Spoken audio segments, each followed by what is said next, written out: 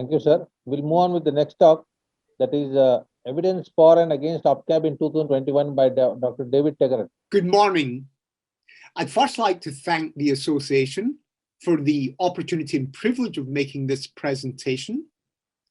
And from the outset, I would like to say what a great pity for me that I cannot be with you in person today, because for well over a decade, I have been very fortunate to visit your great country many times and to have established strong personal friendship with many Indian surgeons. So over the next 15 minutes, I'm going to talk about the evidence for and against off-pump CABG in 2021, and I will try to do so in as fair and as balanced a way as I can. So I would start, therefore, by pointing out some potential conflicts of interest, that in my clinical practice, I perform over 90% of my CABG operations off-pump, and I've done so for well over 2 decades. I've also acted commercially with Medtronic to run master classes in off-pump surgery, both in Oxford and Japan. If you look at the literature on versus off-pump surgery, it is very extensive. Back in 2017, there were 903 publications. And if you look at a few days ago, this had increased by over 100 papers in the last few years.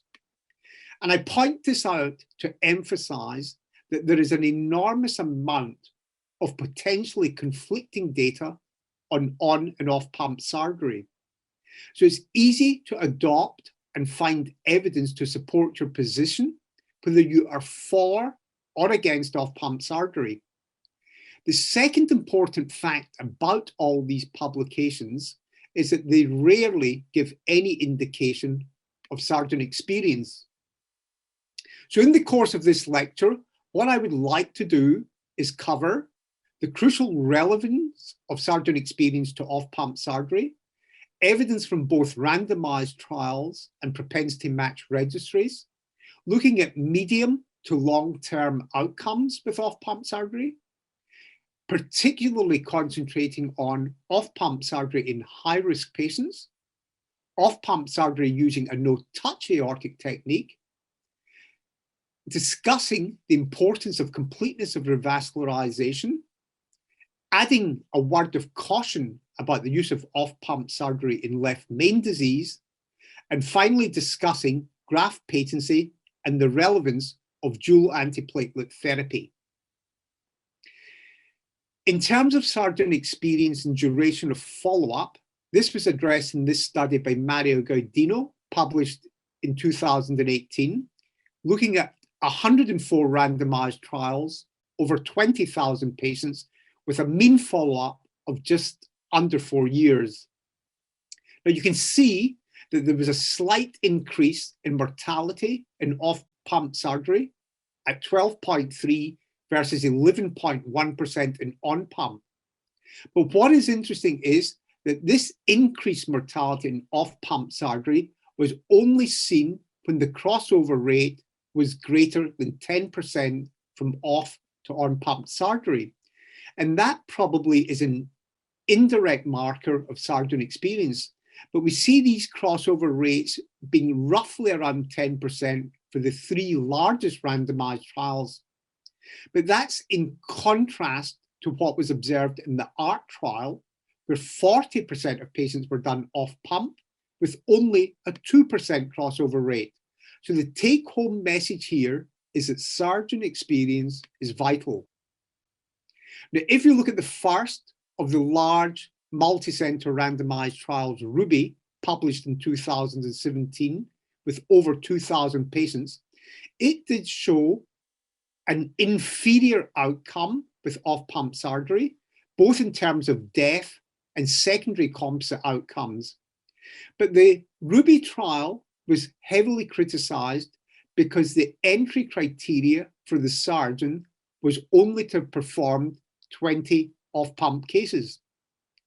If we contrast RUBY with 2 larger trials, coronary and the German off-pump surgery, here we can see that if you look at survival between on and off pump surgery beyond 5 years is almost superimposed. And the major difference between these trials and Ruby is the surgeon experience. For the coronary trial, the surgeon had to have performed over 100 cases. And for the OPCAB trial, the surgeon experience for off-pump was over 300 cases. So I think these two trials are the strongest evidence in the literature showing that if off-pump surgery is done by a highly experienced surgeon, then you can achieve at least comparable outcomes to what you see with on-pump surgery. I could show you any number of observational studies, but here I show a meta-analysis published in JTCVS in 2018, simply because it's the largest of these analyses. 1.2 million patients from 42 randomized trials, 31 observational studies. The randomized trials showed no differences in outcome at any time point, but for observational studies, off-pump surgery had a 43% lower short-term mortality, but a 2.8% increase in 10-year mortality, as shown in this figure. However, this meta-analysis can be criticized, as can any, on a number of important points. There was no information on surgeon experience. It only included English language articles, so it excluded a vast amount of data from Asian studies and centers who have very high off-pump CABG experience. It excluded the 3 largest randomized trials, and 2 of them I've shown you. Coronary and the German off-pump study showed identical survival. And it also excluded higher risk patients who are known to be the patients who do best with off-pump CABG. If we look at the natural history of on and off pump CABG, this is a study from the Liverpool Heart Centre looking at over 13,000 propensity matched patients. And you can see that as you follow these patients out to 13 years, survival is superimposed. And we saw something similar in the 10-year outcomes of the ARC trial, where 40% of patients had been performed off pump with only a 2% conversion rate. And you can see very similar survival in the cohorts out to 10 years. In terms of looking at high-risk patients, this was first addressed by John Puskas and colleagues from Emory almost a decade ago now, when they looked at observed versus predicted mortality in over 14,000 propensity-matched patients. And what they demonstrated was that for on-pump patients, the observed mortality increased in line with that predicted by the STS risk score. But in contrast, for the off-pump patients, beyond a risk score of about 5%, there was then a plateau in observed versus predicted mortality. And the authors concluded the survival benefit of OPCAB appears from predicted mortality is greater than 2.5%, and that survival benefit continues to increase as predicted mortality increases. A particularly important component of off-pump surgery is a no-touch aortic technique. And this was explored in this analysis of 13 studies with over 37,000 patients by Michael Vallely and colleagues. They looked at 4 techniques. They compared the standard on-pump CABG with 3 types of off-pump surgery. Off-pump surgery using a partial clamp for top ends, off-pump surgery using a heartstring device for top ends, and then a true aortic, so an off-pump, no-touch aortic technique. And they looked on 6 outcomes: death, stroke, MI, renal failure, atrial fibrillation, and bleeding. And in this network meta-analysis, they showed that the aortic or no-touch technique was the best way of performing off-pump surgery. For stroke, the hazard ratio was 0.22. So in other words, almost an 80% reduction in the incidence of stroke versus on-pump cabbage. For mortality, a 50% reduction, and very highly significant reductions for myocardial infarction, renal failure, bleeding, and atrial fibrillation. But I did say I would make a note of caution about off-pump surgery, and that is in patients with left main disease. If we look at the Excel trial, there were 923 cabbage patients, of whom 271 underwent off-pump surgery. Now, when you do a propensity matched analysis, although the extent of coronary disease was similar between the on-pump and the off-pump patients, the off-pump patients had a lower incidence of revascularization in both the circumflex and the right coronary artery territory.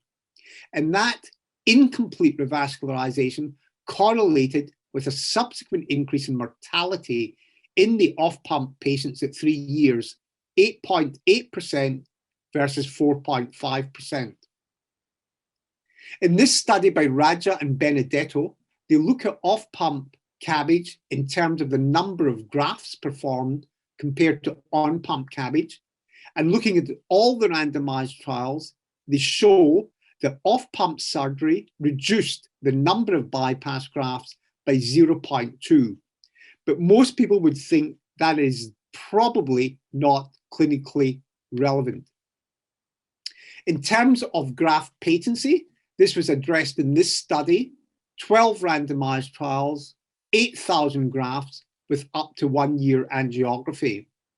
And the authors showed that overall, there was a 4% reduction in graft patency with off-pump surgery, but it particularly affected vein grafts at 7%, less so for the radial artery at just under 5%, and least for the IMA at 0.7%. But the authors did emphasize the potential importance of the use of dual antiplatelet therapy. If you look at the incidence of repeat revascularization, in this study of 12 randomized trials, over 11,000 patients, off-pump surgery increased the need for repeat revascularization by 0.7% at 1 year. I mentioned the potential importance of dual antiplatelet therapy, and that was addressed in this study by Dio and colleagues. And what they demonstrated and reported was that the use of dual antiplatelet therapy reduced vein graft failure from over 12% to just over 7%. They also showed in the same study that the use of dual antiplatelet therapy significantly reduced major adverse cardiac events in all patients, but particularly for those undergoing off-pump surgery. I'm sorry, I've got. In the same study, the authors also showed that the use of dual antiplatelet therapy significantly reduced early mortality from 1.9% to 0.8%, and that it did so without any significant increase in the risk of major bleeding. So to summarize and conclude, in 2021, both on-pump and off-pump techniques are excellent, but surgeon experience is vital if the surgeon is going to optimize outcomes with off-pump surgery. Over the last 2 decades, cardiopulmonary bypass has improved enormously in terms of its safety, and therefore makes operations on pump much safer than they previously were. Off-pump surgery has definite benefits in high-risk groups, the classic example being the porcelain aorta. Off-pump surgery using an aortic technique reduces both mortality and all aspects of both morbidity and other complications in all patients. Early dual antiplatelet therapy is important in off-pump surgery, especially where saphenous vein grafts are used. And there is no question that off-pump surgery is a technically more challenging procedure, so it must be performed regularly rather than occasionally to optimize outcomes. I would like to make the two concluding remarks. I believe that off-pump surgery, and particularly using the aortic technique, is here to stay, especially for higher risk patients, but it is not an occasional operation and must be performed regularly to optimize outcomes. And secondly, I would say for most CABG patients, I think the use of either bilateral ITA grafts or multiple arterial grafts is more important than whether the operation is performed on or off pump. On that point, I'm going to conclude my talk. I would like to thank the association again for the opportunity and the privilege of making this presentation, and again express my regrets that I cannot be with you in person today. Thank you.